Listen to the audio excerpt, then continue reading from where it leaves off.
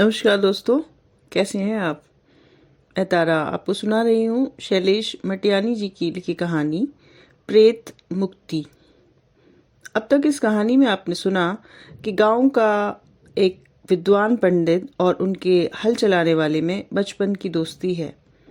बड़े होने पर अलग अलग पृष्ठभूमि क्या रंग लाती है, आइए सुनते हैं। किशन राम के हाथ जुड़ाए थे और होठों पर हल्की सी हंसी। महाराज, जिस दिन बड़ी बुरानजियों की सोने की छड़ी जैसी उंगलियों का स्पर्श पा लिया मेरी आंखों ने, उस दिन से कलेजे की जलन कुछ कम हो गई है। इतना ही बहुत है, नहीं तो कहाँ अपवित्र कहाँ अपवित्र। यूं ही वर्षों बीतते गए। केवल के पिता भैरव पांडे जाते रहे, फिर कुसुमावती बहू भी। धीरे धीरे किशन राम की कमर भी झुकने लगी, मगर हल उसने नहीं छोड़ा।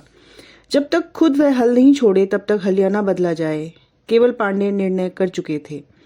जरूरत पड़ने पर रोजाना मजदूरी देकर खेत जुतवा दिए जाते, मगर किशन राम को कोई नहीं टोकता था।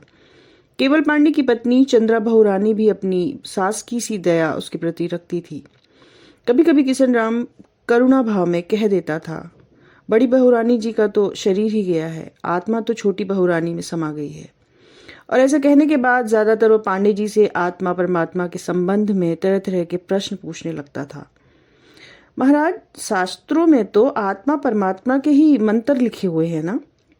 आपके चरणों का सेवक ठहरा, दो चार मंत्र मेरे अपवित्र कानों में भी पड़ जाए तो मेरी आत्मा का मैल भी छट जाए। क्या करूं गुसाई, घास खाने वाले पशु बैल नहीं हुए, अनाज खाने वाला पशु किशन राम ही हो गया। आपका जन्म जन्मांतरों का सेवक हुआ मैं। गुसाई जी, दो चार मंत्र ऐसे मार दीजिए कि शरण में आए किशन राम के फूटे कपाल में भी की से आगे क्या, इसे सिर्फ उसकी आंखों में ही पढ़ा जा सके तो पढ़ा जा सके। तुरंत बात बदलता पूछने लगा था कि महाराज, मरने के बाद आत्मा कहीं परलोक को चली जाती है या इसी लोक में भटकती रह जाती है। 84 लाख योनियों में एक योनि प्रेतात्मा योनि भी होती है। यह जानने के बाद से किशन राम और भी अधिक जिज्ञासु हो गया था। और आत्मा की इच्छा न होने पर भी क्या केवल शरीर की इच्छा से प्रेत योनि मिल सकती है। जब यजमानी में नहीं जाना होता था तो पांडे जी खेतों में चले जाते थे। उन्हें इस बात का बोध भी था कि जब चंद्रा बहुरानी खेत में होती हैं तो किशन राम एकदम मन लगाकर काम करता है, मगर जब पांडे जी खुद होते हैं तो बार बार सुरती फांकने के बहाने उनसे तरह तरह के बातें पूछने लगता है। पांडे जी किशन राम के प्रति कठोर नहीं हो पाते थे। जैसी बहकी बहकी बातें मैं इन दिनों करने लगा था, यही मालूम होता कि किशन राम निरंतर अंतर्मुखी होता जा रहा है। आंखें इतनी धंस गई थी अंदर कि पांडे जी को लगने लगा था कि वह उसकी मृत्यु नजदीक है क्या। औरतहीन संतानहीन लोगों की इस लोक से मुक्ति नहीं हो पाती है और वे रात भर मशालें हाथ में थामे अपने लिए पत्नी और संतान खोजते कायाहीन प्रेत रूप में भटकते रहते हैं टोले बनकर। ऐसा कभी पांडे जी ने ही उसे बताया था। साथ ही यह भी कि उच्च जाति के लोग जो प्रेत योनि में ज्यादा नहीं जाते हैं, औरत संतान से वंचित रहने पर भी, उसका कारण यह है कि उनकी सद्गति शास्त्रों द्वारा बताई गई विधि से होती है। यह सब कुछ जानने के बाद से किशन राम हमेशा उनसे सद्गति के बारे में तरह तरह के प्रश्न पूछने लगा था। अभी कुछ ही दिन पहले उसने फिर पूछा था कि खुद प्रेत योनि में कोई भटक जाए या जिस पर माया रह गई हो उस पर प्रेत रूप में छाया चली जाए तो इससे मुक्ति का उपाय क्या होता है। कई बार के प्रश्न पूछने पर किशन राम कुछ खुल गया था। महाराज, आप तो मेरे इष्ट देवता सरीखे हैं, आपसे क्या छिपाना। इधर शरीर बहुत कमजोर हो चला, समय से खा नहीं पाता हूँ, वात पित्त बढ़ गया है, ठीक से आंख भी नहीं लग पाती और नहाने कपड़े धोने की शक्ति अब नहीं रही गुसाई जी। और जब जब भूख से पेट जलता है, जब जब खांसी और चड़क धड़क से शरीर टूटने को हो जाता है और इधर उधर झांकने पर भी सिर्फ अपनी ही दुर्गंध, अपनी ही प्रेत जैसी छाया घिरने लगती है, तो पापी चित्त बस में नहीं रहता गुसाई जी। जिसे जवानी के दिनों में कभी गाली नहीं दी, उसे अब मरते समय न जाने कैसी भयंकर और गंदी गालियां बकने लग जाता हूँ। आत्मा फांसी के फंदे पर लटकती हुई धिक्कारती रहती है मुझे। अब मसान घाट की तरफ जाते समय अपनी घरवाली को गाली मत दे रे कसाई। मगर ये दो ठूंठ उंगलियां चरस भरी बीड़ी जैसी सुलगती मेरे कपाल को दागती रहती हैं कि अरे पात्रा, तूने जो मेरा ही कलेजा निकाल नहीं लिया होता तो आज इस बुढ़ापे में तू नहीं कोई और तो होती। गुसाई जी, कहीं मैं प्रेत बन गया तो। किशन राम, भवानी को तो भूला नहीं है रे, जैसी दगा वह कर गई तेरे साथ, किसी और के साथ करती वह थू थू करता और दूसरी ले आता, मगर तेरा मुंह तो घटा नहीं। तकरार चाहे जितना बड़ा हो, तेरी गालियां पिशाच की नहीं, दुखी मनुष्य की हैं। गुसाई यूं डाल पाट टूटा पेट तो फिर से जन्म जाता है, मगर जड़ से उखड़ा क्या करे। जब तक हाथ पांव चलते रहे, टाइम से पेट की आग बुझाना, टाइम से मैले कपड़े धोना इसलिए करता रहा कि नहीं कर पाऊंगा तो भवानी के लिए गाली निकलेगी मुंह से। महाराज, आपने तो उसे परपुतली की तरह मेरे आगे पीछे उड़ता हुआ खुद ही देखा था। उसको गवा देने के बाद कोई दूसरी सयानी औरत ले आता तो लगता आगे पीछे झपट्टे मार रही है। महाराज, आप भी कह रहे होंगे कि इस किसनुआ डोम की मत्ती बुढ़ापे में चौपट हो गई है, मगर मैंने उस पुतई को कभी इतनी दूर नहीं उड़ाना चाहा गुसाई जी। अभी कुछ ही दिन पहले उसने कहा था, महाराज आजकल जो तड़प रहा हूं तो इसलिए कि मलेच्छ योनि का पहले ही ठहरा, ऊपर से संसारी कुटिल मन की हाय हाय। गरुड़ पुराण सुनने का तो पहले ही हम नहीं ठहरा, फिर सुनाए भी कौन। कभी कभी जंगल में आंखें बंद करके लेट जाता हूँ गुसाई जी कि कोई आकाश में उड़ता गरुड़ पक्षी ही मुझे मुर्दा समझकर मेरे माथे पर बैठकर टिटकारी छोड़ जाए। महाराज, अपने तरन तारण की उतनी चिंता नहीं, इसी ध्यान में डरता हूँ कहीं प्रेत योनि में गया तो उसे न लग जाऊं। हमारी सौतेली माँ में हमारे बाप का प्रेत आने लगा है महाराज। उसके लड़के गर्म चिमटों से दाग देते हैं उसे। वह 90 साल की बुढ़िया रोती बिलबिलाती है, कहीं भवानी के लड़के भी उसे ऐसा न दागे। जिसे जीते जी अपना सारा हक हुक्म होते हुए भी कठोर वचन तक नहीं कह सका कि जाने दे। रे किशन राम, पुतली जैसी उड़ती छोरी है, जहां उसकी मर्जी आए वहीं बैठने दे। उसे ही मरने के बाद दागते कैसे देख सकूंगा। अच्छा गुसाई जी, अगर कोई आदमी जीते जी अपनी आंखें निकाल के किसी गरुड़ पक्षी को दान कर दे तो वह प्रेत योनि में भी अंधा ही रहता है या नहीं। पांडे जी महसूस कर रहे थे कि जो जो किशन राम मृत्यु की ओर बढ़ रहा है, त्यों त्यों भवानी एक रंग बिरंगी तितली की तरह उसके अंदर ही अंदर उड़ती हुई उसे एक ऐसे भ्रम की ओर ले जा रही है जहां मन के बवंडरों का विरोध करने की क्षमता न शरीर में रह जाए न बुद्धि में। वे डरने लगे थे कभी कभी अपनी अंध भावुकता में किशन राम सचमुच न आंखें निकाल बैठे। उसकी धसी हुई आंखों में झांकने पर डर लगता था। ऐसी आंखों को अपने ही शरीर पर सहना कितना कठिन होता होगा, जिन्हें दूसरे तक न सह सके।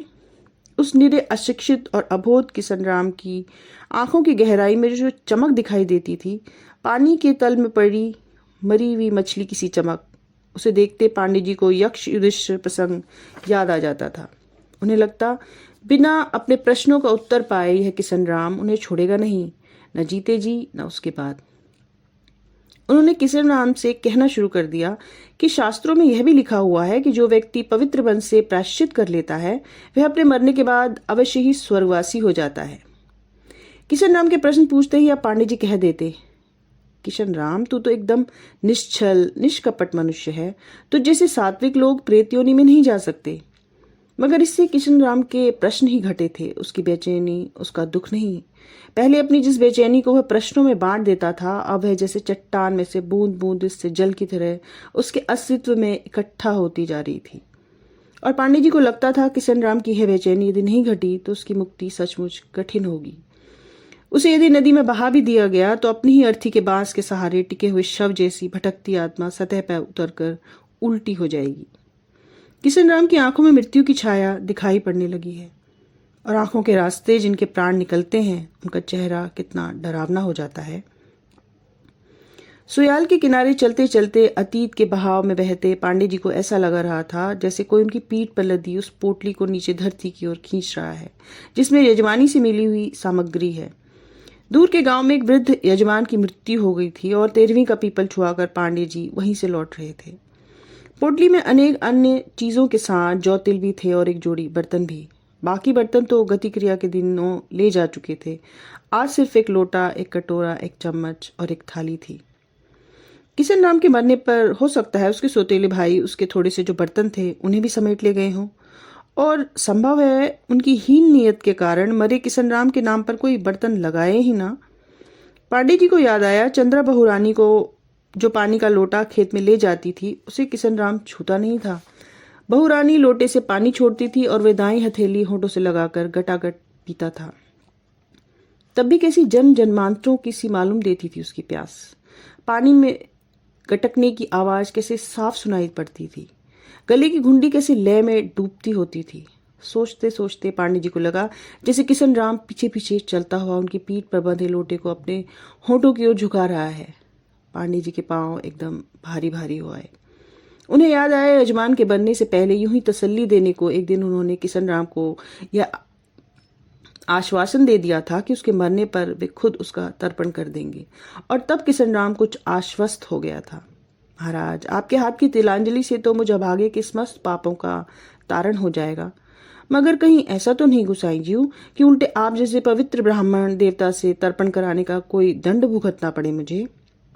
पांडे जी भी जानते थे किशन राम का तर्पण उनके लिए शास्त्र विरुद्ध और निषिद्ध है, मगर उसे आश्वस्त करने का एकमात्र उपाय यही रह गया था। उन्होंने कह दिया, जाति तो मिट्टी की होती है किशन राम, मिट्टी छूट जाने के बाद सिर्फ आत्मा रह जाती है, और आत्मा तो अछूत होती नहीं।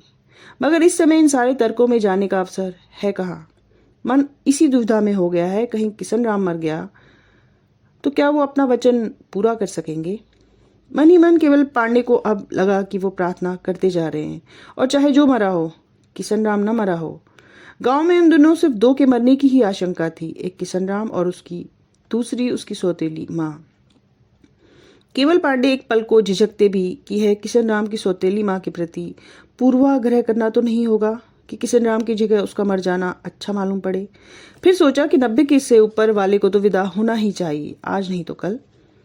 भारी कदमों से चलते चलते शमशान तक आ पहुंचे तो वहां सिर्फ अंतिम रूप से बुझती चिता शेष रह गई थी। मुर्दा फूकने वाले जा चुके थे। शमशान सूना पड़ा था। नदी के बहने की आवाज के साथ सन्नाटा भी बोलता मालूम पड़ता था, जैसे कि किसी के जा चुके होने के बाद कहानी सुनाता हो। पांडे बाहरी आचार संस्कारों में शूद्रों को जितना अछूत समझते थे, भावना में नहीं। पिता और माँ से भी उन्होंने यही सीखा था, मगर परंपरागत सामाजिक व्यवस्था में उन्हें बाहरी सब देखना पड़ता था। इस एकांत में भी अपने मन जैसी करते हुए उन्हें एक सिहरन सी महसूस हो रही थी। किशन राम के संबंध में जिज्ञासा बढ़ती गई थी। जानना चाहते थे किशन राम ही था या उसकी सौतेली माँ थी या कोई और मरा, मगर दूर से देखने पर चिता में शव भी जलता दिखाई नहीं दे रहा था। संभव है पूर्व दाह कर दिया गया हो, यह भी संभव है कि अजला शव बहा दिया गया हो, लेकिन पूछे किससे, नदी से कि जंगल से। ये सब जानने के लिए पांडे जी थोड़ा आगे बढ़ गए। अजीब मन की स्थिति थी। यह डर भी था कि कहीं दूर खेतों में काम करता या इस ओर आता हुआ कोई व्यक्ति शमशान टटोलते देखेगा उन्हें तो न जाने क्या समझे। एक अछूत के शवदाह के बाद वो आखिर खोज क्या रहे हैं। मगर जिज्ञासा जैसे भ्रमित मन को चारों ओर घुमा देती है। पांडे जी देखने लगे कि कहीं कोई ऐसा अवशेष, यानी किशन राम की सौतेली माँ का कोई घाघरा पिछौरा ही दिख जाए, जिससे पता चले कि कोई औरत ही मरी है और शंका टले। तभी एकाएक कोई कपड़ा उनके पांव से लग गया और पांडे चौंक कर पीछे हट गए। देखा किशन राम किसी काली दोकलिया टोपी है जिसे चंद्रा बहुरानी से रोटियां लेते हुए लोहे के तसले की तरह आगे फैला देता था। नहीं, इस टोपी को पहचानने में भी चूक नहीं हो सकती। इसमें और किशन राम के सिर में कोई अंतर नहीं। इस टोपी को किशन राम के सिर के बिना जरूर देख रहे हैं, लेकिन किशन राम का सर तो इस टोपी के बिना उन्होंने कभी नहीं देखा। किशन राम, ओम विष्णु विष्णु। केवल पांडे को लगा तसले की तरह फैली उस टोपी के पास ही किशन राम का प्रेत भी है और याचना भरी आंखों से उन्हें घूर रहा है। महाराज, हे राम। दुख और दर्द में पांडे जी की आंखें गीली हो आई।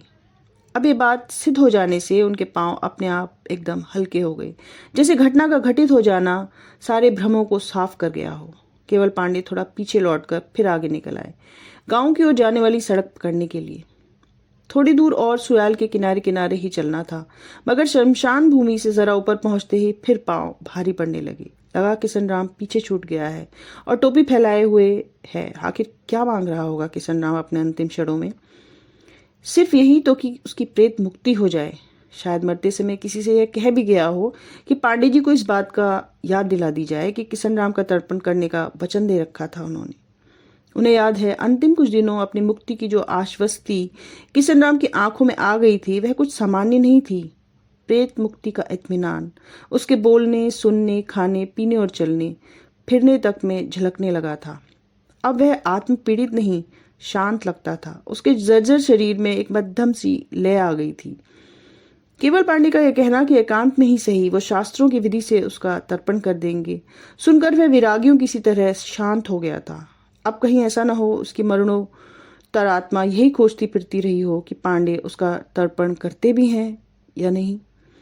केवल पांडे जैसे जैसे आगे बढ़ते जा रहे थे, लगता था किशन राम उनको पीछे वापस लाना चाहता है और इससे मुक्ति का एकमात्र उपाय यही है, उसका तर्पण कर दिया जाए।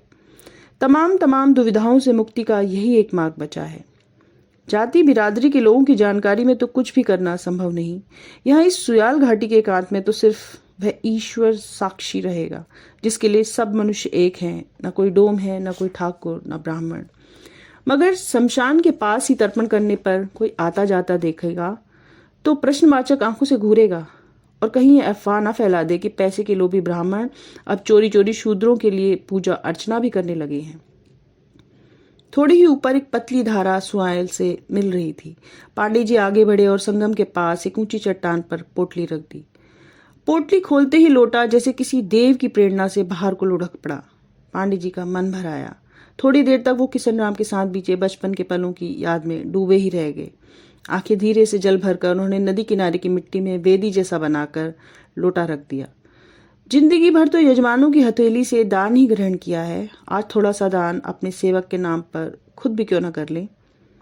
वे इतने मगन हो गए कि यह भूल गए कि एक शूद्र का तर्पण कर रहे हैं। थाली, ग्लास और कटोरा भी उन्होंने निकाल लिया। थाली में जो जौ तिल डाल दिए, थोड़ी से कुछ भी पीन लाए। सारी सामग्री इकट्ठी कर लेने के बाद पहली तिलांजलि देने के लिए किशन राम प्रेत पेतार्थ कहते कहते उनका मन हो आया। पीछे लौटकर शमशान के पास पड़ी किशन राम की टोपी उठा लाए और उसी में ज्योतिल छोड़ दें। विष्णु विष्णु। किशन राम का तर्पण करके गांव के एकदम पास पहुंच गए तो अचानक ही केवल पांडे जी को याद आया कि कल ही उन्हें अपने पिता का श्राद्ध भी तो करना है। पहले दिन एक शूद्र का तर्पण करने के बाद फिर अपने धर्म प्राण और शास्त्र जीवी पिता का श्राद्ध। पांडे जी ने अपने हाथों की ओर देखा, लगा अशुद्ध हो गए हैं। दुखी होकर अपने मुंह पर उंगलियां फिराई तो वातावरण में सुरती तोड़ने की जैसी तीखी गंध महसूस हुई। पांडे सोच रहे थे, यूं चोरी चोरी शूद्र का तर्पण करने के बाद बिना घर वालों से कहे सुने उन्हें पिताजी का श्राद्ध बिल्कुल नहीं करना चाहिए। पितर के प्रति यह छल अनिष्ट ही करेगा।